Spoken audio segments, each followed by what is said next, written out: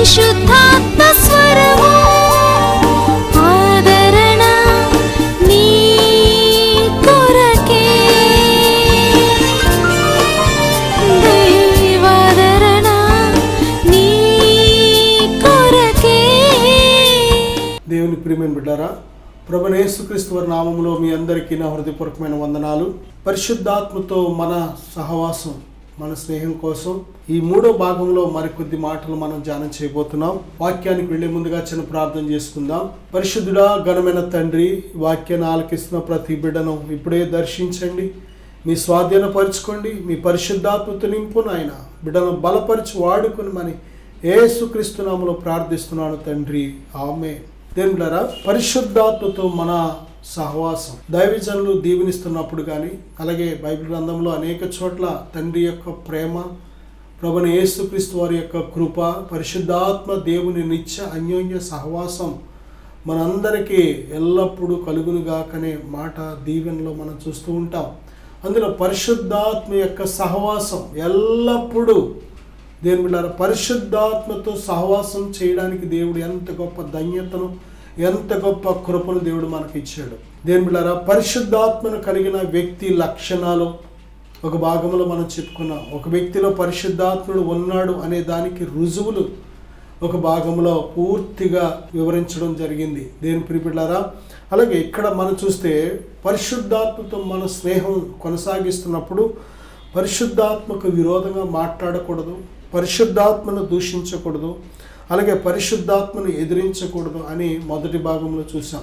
రెండో భాగంలో పరిశుద్ధాత్మను దుఃఖపరచకూడదని, అలాగే పరిశుద్ధాత్మను ఉపేక్షింపకూడదని రెండో భాగంలో మనం చూసాం. అలాగే పరిశుద్ధాత్మ నుండి తప్పిపోవద్దు అనే మాటను మనం ఈ భాగంలో మనం చూడబోతున్నాం. కొద్ది మాటలు మనం ధ్యానం చేయబోతున్నాం.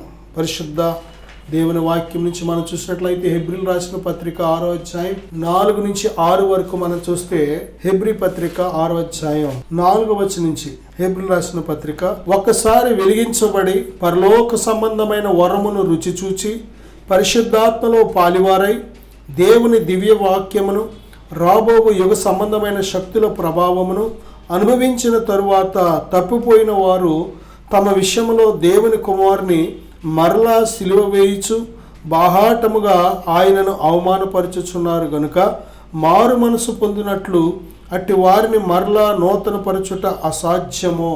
ఒకసారి వెలిగించబడి దేవుడు మన ఆత్మను వెలిగించాడు. దేవుని బిడ్డలారా, నీ ఆత్మను దేవుడు వెలిగించాడు తెలుసా నీకు? ప్రభువైన యేసుక్రీస్తునందు విశ్వాసం ఉంచడానికి ముందుగానే దేవుడు నీ చెవులకు, హృదయానికి సువార్తను వినిపింపచేసి నీ హృదయాన్ని తెరిచి, నీ నేత్రాలు తెరిచి ఆయనే మార్గము, సత్యము, జీవమని గొప్ప మర్మాన్ని నీ హృదయానికి బోధపరిచి ఆయన విశ్వాసం ఉంచినప్పుడు నువ్వు వెలిగించబడ్డావు. యేసునందు విశ్వాసం ఉంచిన క్షణములోనే నువ్వు వెలిగించబడ్డావు. తన పరిశుద్ధాత్మతో దేవుడు నిన్ను ముద్రించాడు, నింపాడు. దేని ప్రియబిడ్డ, ఎప్పుడైతే దేవుడు నిన్ను వెలిగించాడో, పరిశుద్ధాత్మలో పాలివానిగా చేశాడో, ఆ తర్వాత పరలోక సంబంధమైన ఉన్నతమైన అనుభవాలతో దేవుడు నింపాడో, దేవుని బిడ్డలారా, ఎటువంటి ఉన్నతమైన స్థితిలో నువ్వు ఉన్నావో తెలుసా? అపొస్తలుడైన పౌలు ఏమంటాడంటే, ఆయనకు కలిగిన ప్రత్యక్షతను బట్టి ఆయన హెచ్చిపోకుండా నిమిత్తము దేవుడు ఆయన శరీరంలో సాతాను దూతగా ఒక ముళ్ళును ఉంచినట్లు మనం చూస్తున్నాం. దేవుని ప్రియబిడ్డ, నిజమే, చాలా మందికి మంచి ఆరోగ్యాలు, దేవుని కృప, దేవునికి ఎంతైనా వారు రుణస్థులు.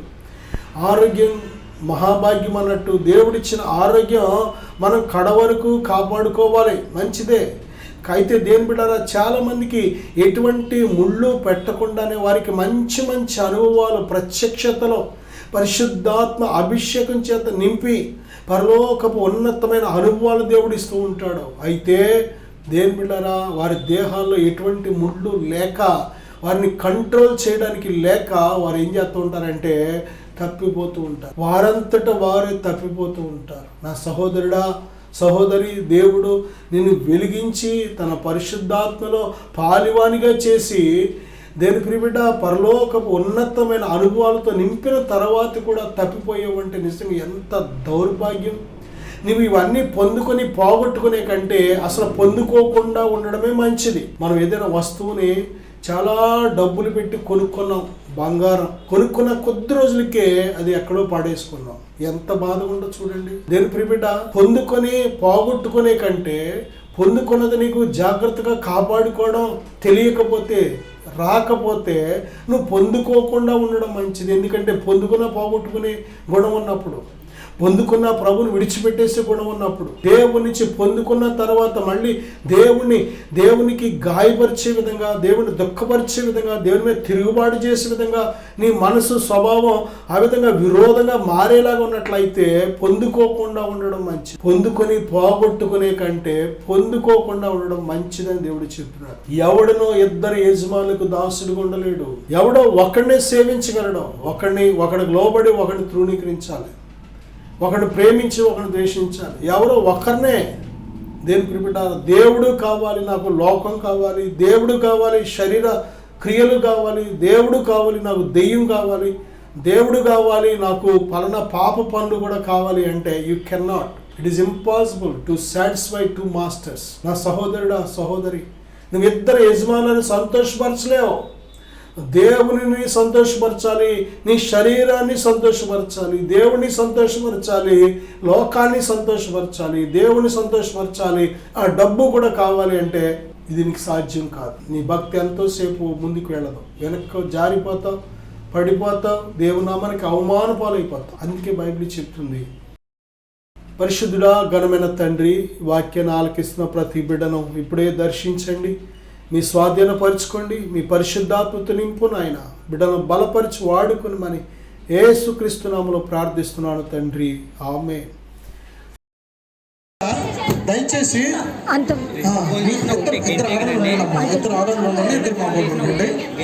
కట్టుకునే వాళ్ళు అంతే. Thank you Jesus.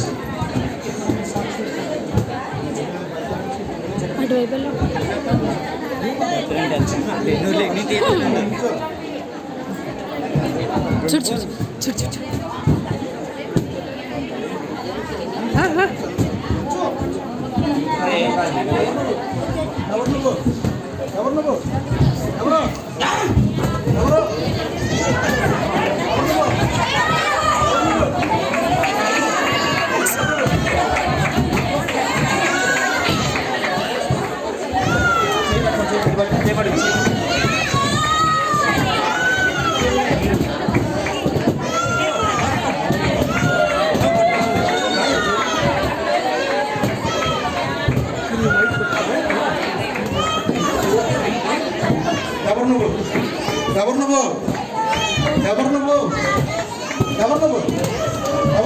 ఎక్కడి నుంచి వచ్చావు?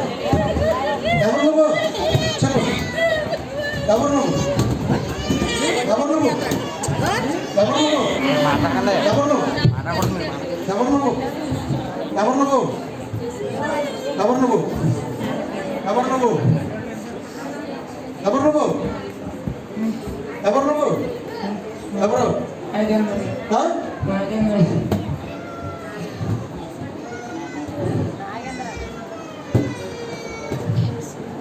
నువ్వు నడిపించాడా? ఏముందా అక్క నీలో?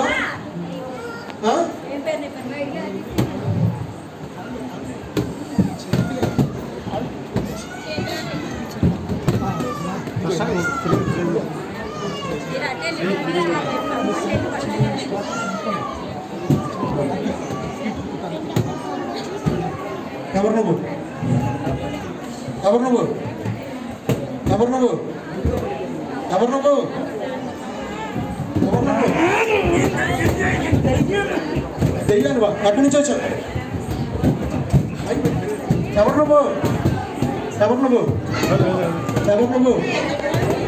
ఎవరు నువ్వు? ఎక్కడి నుంచి వచ్చావు? ఎక్కడి నుంచి వచ్చావు? ఎక్కడి నుంచి వచ్చావు? ఎక్కడి నుంచి వచ్చావు? ఎక్కడి నుంచి వచ్చావు? ఎక్కడి నుంచి వచ్చావు? ఎక్కడి నుంచి వచ్చావు? బయటికి అయిపోయింది నీ సమయం. యేసుక్రీస్తు నామములో ఇప్పుడే బయటికి.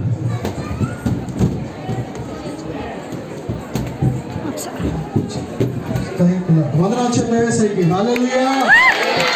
ఎన్నో సంవత్సరాలు నుంచి త్రాగుడికి భారం చేసేసింది, కుటుంబాన్ని ఏడిపించింది దెయ్యం. ఈరోజుతో దేవుడు నీకు విడుదల ఇచ్చాడు. Thank you lord. వందనాలు చెప్తాను, వందనాలు చెప్తా. హల్లెలూయా, హల్లెలూయా.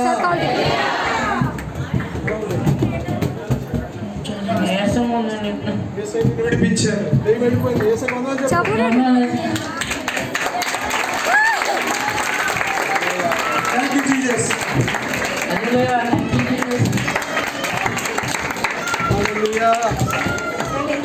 హల్లెలూయా.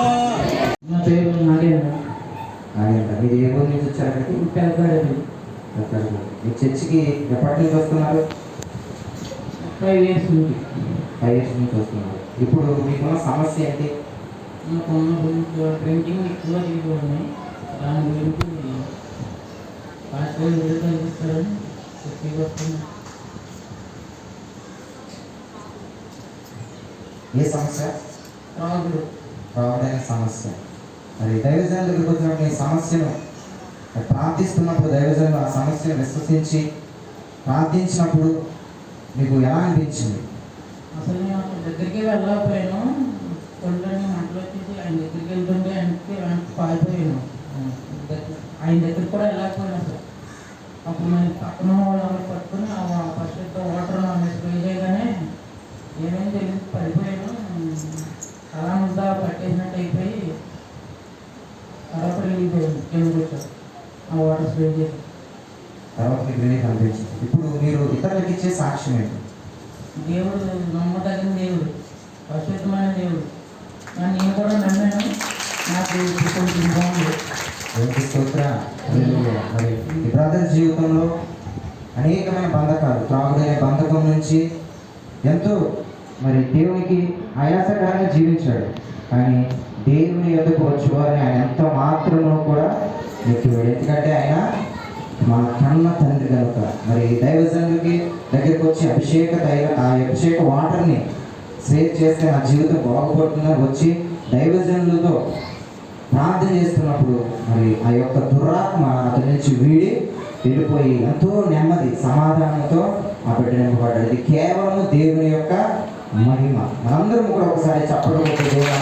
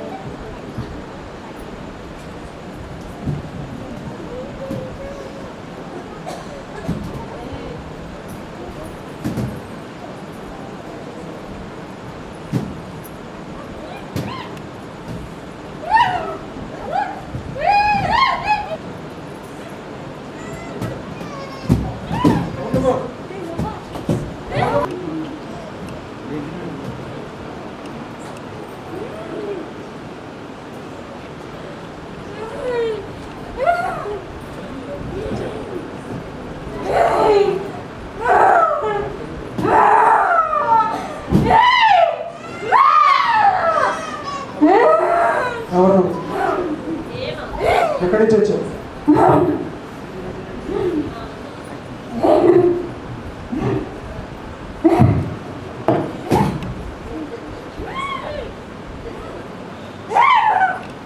యేసుక్రీస్తు నామమున ఆజ్ఞాపిస్తున్నా.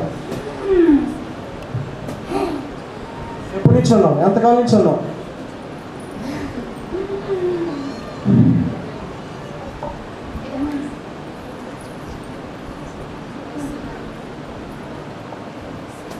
In the name of Jesus Christ.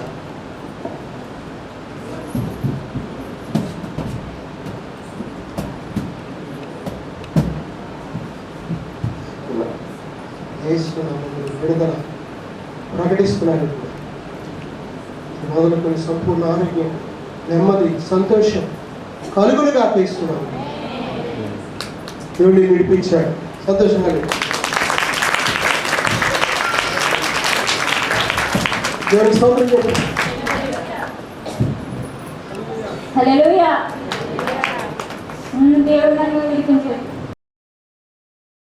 నా పేరు విజయలక్ష్మి అండి. మా ఊరు వచ్చి చాదరేసుకుంటా.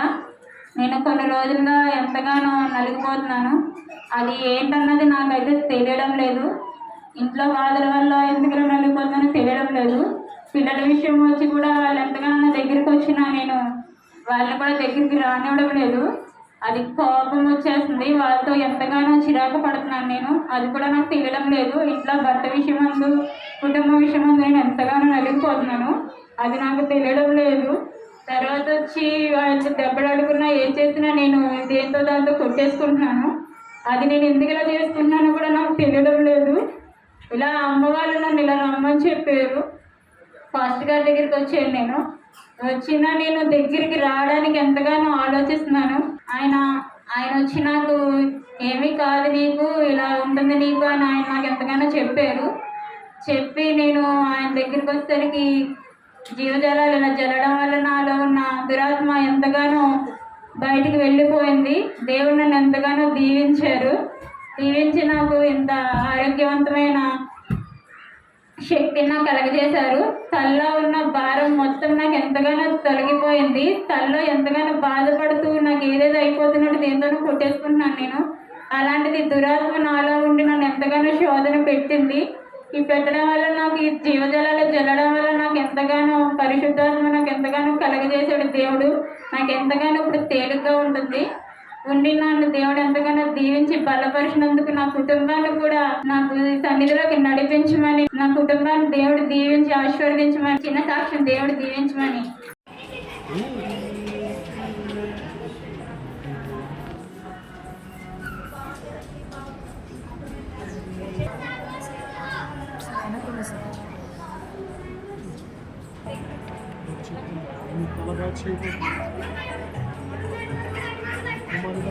త్వరగా వాడుకోబోతుంది.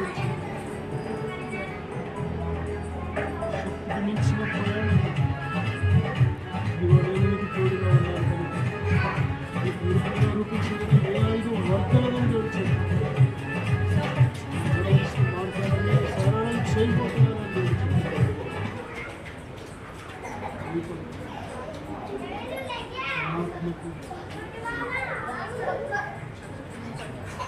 ఆత్మని మీద తోడుగా ఉంచి ఉన్నాను. ఆత్మ మీద ఉంచి ఉన్నానని తెలుసు. నేను మీద తండ్రి ఉన్నానని తెలుసు. దేవునామానికి వందనాలు, సేవకులకు నా వందనాలు. నా పేరు వినయ్ కుమార్, మాది పెద్దతాడేపల్లి గ్రామము.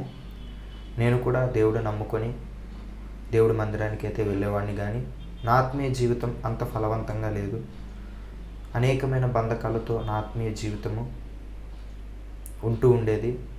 అలాగే ఒకరోజు సేవకులు ఎనైటింగ్ వాటర్ ద్వారా ప్రార్థన చేస్తున్నారని నేను విన్నాను. ఆ ప్రార్థన చేయించుకున్న వారి జీవితంలో ఎన్నో గొప్ప కార్యాలు దేవుడు చేశారు.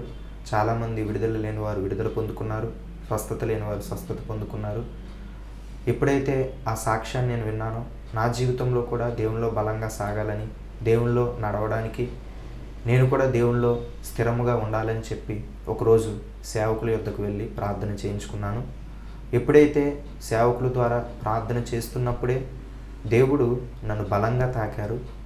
వెంటనే నా హృదయం నుంచి ఏదో ఒక తెలియని బంధకం, ఏదో ఒక చీకటి నా నుంచి బయటికి వెళ్ళిపోవడం నేను గ్రహించాను. ఎప్పుడైతే అలా చీకటి బంధకం నా నుంచి వెళ్ళిపోయిందో నా హృదయం చాలా తేలికైంది. దేవుడు తన బలమైన ఆత్మతో నన్ను నింపి నన్ను స్థిరపరిచి తన ఆత్మతో నన్ను ముద్రించారు. ఆ రోజు నుంచి ఈ రోజు వరకు కూడా నా జీవితంలో దేవుడు ఎన్నో గొప్ప కార్యాలు చేశారు. అప్పటి నుంచి నా ఆత్మీయ జీవితంలో బలమైన ఆత్మీయ జీవితంలో నేను కొనసాగించగలుగుతున్నాను. దానికి కారణం ఆ రోజు సేవకుల ద్వారా నేను ప్రార్థన చేయించుకున్నప్పుడు దేవుడు సేవకుల్లో ఉండి సేవకుల ద్వారా తన ఆత్మతో నన్ను నింపి ఈరోజు ఇలా గొప్పగా ఉన్నతమైన స్థానంలో ఆత్మీయ స్థితిలో దేవుడు నన్ను నిలబెట్టారు. దేవుడు నా జీవితంలో చేసిన ఈ కార్యమును బట్టి దేవునికే సమస్త మహిమ, ఘనత, ప్రభావములు యుగయుగములు చెల్లునుగాక. సేవకులు కూడా నా ప్రత్యేక వందనాలు. Thank you. Praise the lord.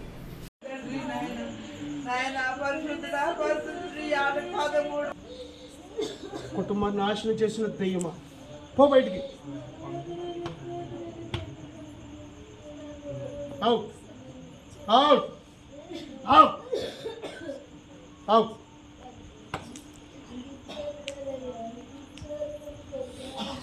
దేవుడికి వందనాలండి. నా పేరు వరహాలండి, పెత్తాడిపల్లి అండి.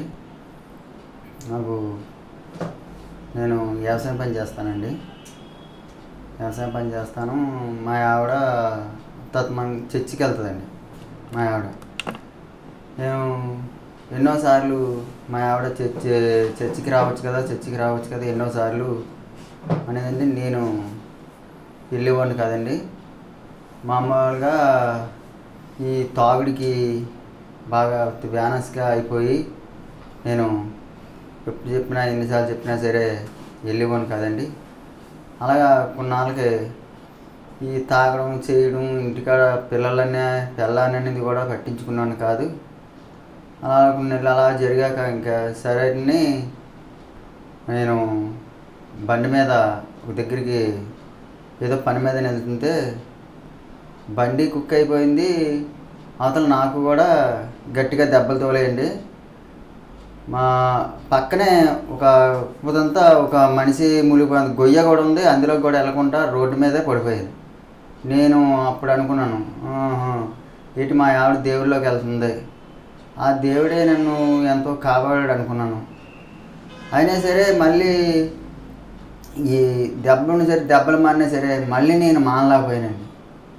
ఇంకా నావలేదని చర్చికి ఏదేలాగా మా పాస్టర్ గారు స్వామి గారు కేకేస్తే ఇలా అలాగ ఇంకా ప్రార్థనలు ఇవన్నీ చేసి ఇలాగా అలా రక్షణ తీసుకున్నాండి. ఇప్పుడైతే నా పిల్లలేంటి శుభ్రంగా అన్యాయంగా ఉంటున్నాము. ఇంకా దేవుళ్ళకి వెళ్ళాక ఇంకా నాకు మాత్రం తేలిగ్గా ఉంటుంది, శుభ్రంగా ఆనందంగా ఉంటుంది. ఇప్పుడైతే కొంత పిల్లలనేటి కొంచెం బాగా చూసుకుంటున్నానండి. పర్లేదు, తేలిగ్గా ఉంటుందండి నాకు. దేవుని నాకు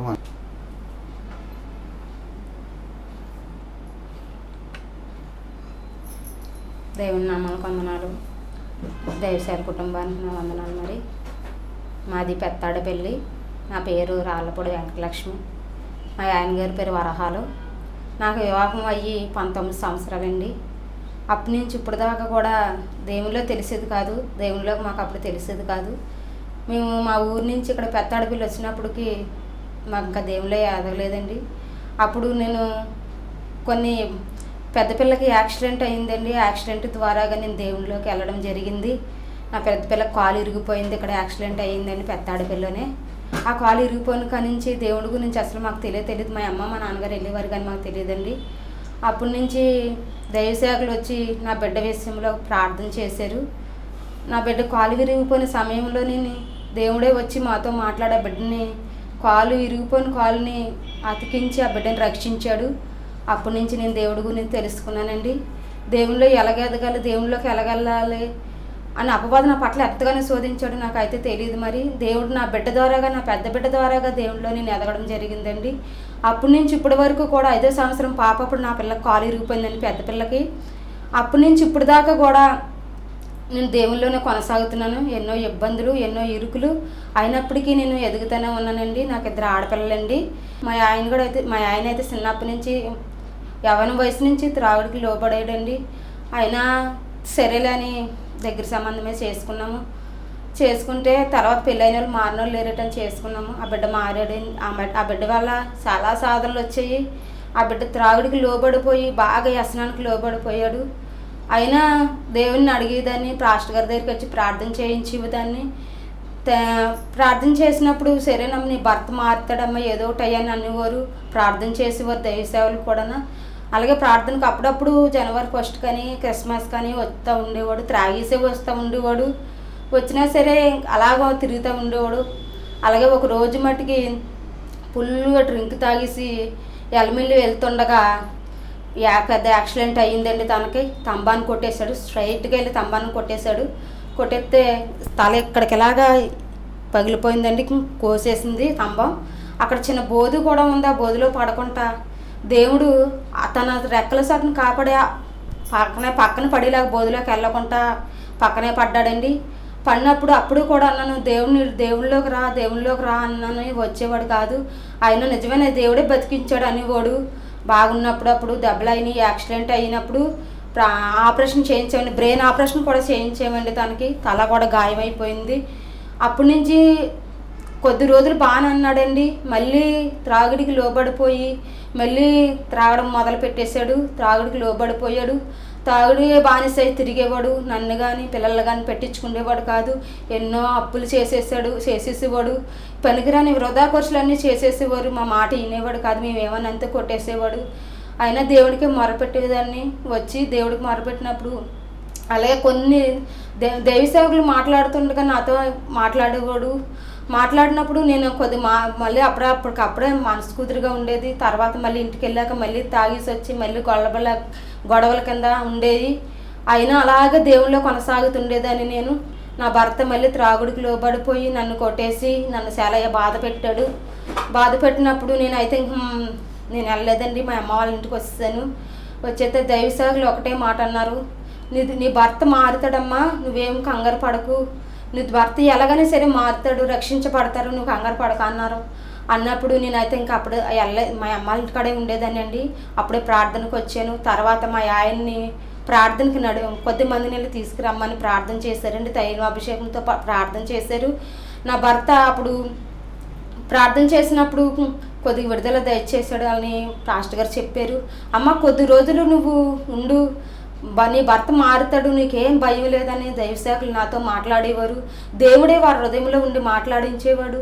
అయినప్పటికీ నేను మళ్ళీ కొద్ది రోజులు ఉన్నాను. కొద్ది రోజులు ఉన్నాక అలాగ దైవసేవకులే మళ్ళీ నా భర్తతో మాట్లాడి, వరాలు నువ్వు పాపముని విడిచిపెట్టేసి లోకంలో జీవించుకోకుండా దేవుడి కోసం జీవించని దైవసేవకులు ఉండి దేవుడే మాట్లాడేవాడు నా భర్తతోని. నా భర్త అప్పుడు దాకా రక్షించబడలేని నా భర్త, త్రాగుడికి లోబడిపోయిన నా భర్త అదే క్షణం నుంచి ఈ క్షణం వరకు దేవుళ్ళో నడుస్తున్నాడండి. నా భర్త రక్షించబడ్డాడు, పూర్తి మారు మనసు పొందాడు. ఎటువంటి త్రాగుడికి లోబడకుండా నన్ను, నా కుటుంబాన్ని, నా పిల్లల్ని కూడా క్షేమకరంగా చూస్తున్నాడు. ఆయనకి ఏమిచ్చిన ఆయన రుణమైతే నేను తీర్చలేను. దేవుడి సన్నిధిలో గడపడానికి దేవుడే మాకు ఇచ్చిన కృప ఇది. దేవుడు మాకు ఇచ్చిన కృపే. దైవ సేవకుల ద్వారా దేవుడే మాతో మాట్లాడాడు. నా భర్తను రక్షించాడు, నన్ను రక్షించుకున్నాడు. నా బిడ్డలు కూడా దేవుళ్ళలో ఎదుగుతున్నాము. నా కుటుంబం అంతా కూడా కేవలం ఇలా బ్రతుకున్నామంటే దేవుని కృపేనండి. అందరికీ వందనాలు. నా పేరు శాంతి. నాకు ఒక అక్క, మా అమ్మ, మా నాన్న, మీ నలుగురం ఉంటాం ఇంట్లో. మా నాన్న బాగా త్రాగేవాడు. చర్చికి రమ్మంటే వచ్చేవాడు కాదు. మా అమ్మ, నేను, మా అక్క చర్చికి వెళ్ళేవాళ్ళం. ఎప్పుడు రమ్మన్నా సరే రాను అనేవాడు. వస్తాను వెళ్ళండి అనేవాడు కనుక వచ్చేవాడు కాదు. అప్పుడు అలా సాగుతుండగా ఒకరోజు ఫాస్ట్ గారు చర్చికి రామంటే చర్చికి తీసుకొచ్చారు. అప్పుడు ఎడిటింగ్ ప్లే చేశాక కొన్ని రోజులు బాగానే ఉన్నారు. మా నాన్న త్రాగు నుండి పూర్తిగా విడిపించాడు దేవుడు. ఇప్పుడు మా నలుగురం బాగానే ఉంటున్నాం. చర్చికి వెళ్తున్నాము. నలుగురం బాగానే ఉంటున్నాం. మా కుటుంబాన్ని బాగా చూసుకుంటున్నాడు మా నాన్న. ఇంతవరకు మా అమ్మని కొట్టేసేవాడు. ఇంతవరకు మా నాన్న దగ్గరికి వెళ్ళాలంటేనే భయం వేసేసేది. కానీ ఇప్పుడు మా నాన్నతోనే ఉంటున్నాము. మా నాన్న మాతోనే ఉంటున్నాడు, బాగుంటున్నాడు, చర్చికి వస్తున్నాడు. యాదన్న కార్యక్రమము మీకు ఆశీర్వాదంగా ఉన్నట్లయితే ప్రోత్సహించండి, మీ సహకారం మాకు అందించండి. మా యొక్క ఫోన్ నెంబర్ 9703903517, మరి యొక్క నెంబర్ 8142230955. ఈ యాదన్న కార్యక్రమము ప్రతిరోజు ఇదే సమయమున ఇదే ఛానల్లో తప్పగా చూడండి. దేవుడు మేము దీవించి ఆశీర్వదించును గాక. God bless you.